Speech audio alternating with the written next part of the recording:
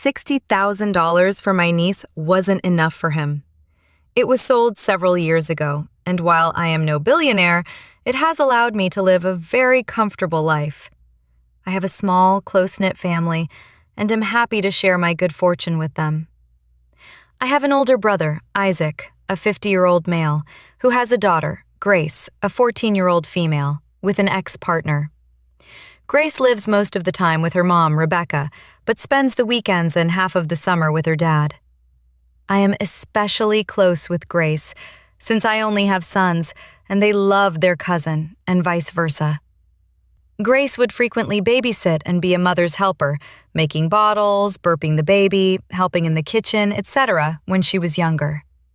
Even before my startup's acquisition, my husband and I made enough that we paid for her private school, $60,000 a year, and would take her on trips to Disneyland and vacations with us, usually skiing in the spring and then a couple of weeks in Mexico and Hawaii in the summer.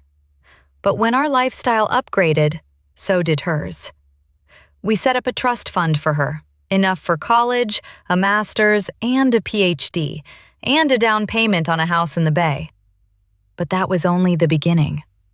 We bought vacation homes and took several international vacations a year on business class.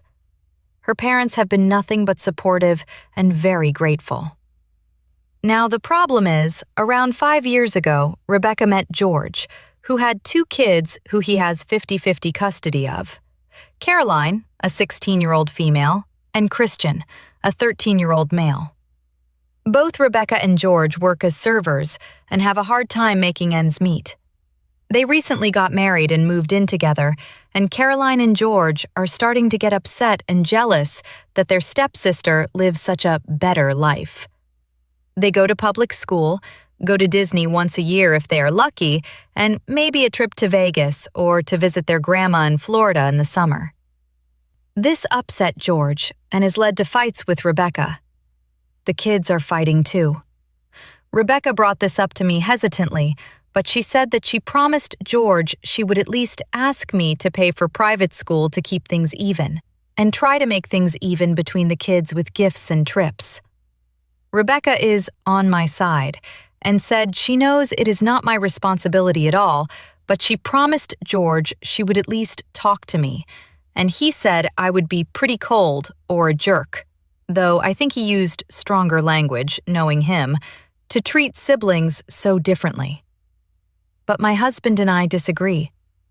I barely know those kids. Am I the jerk?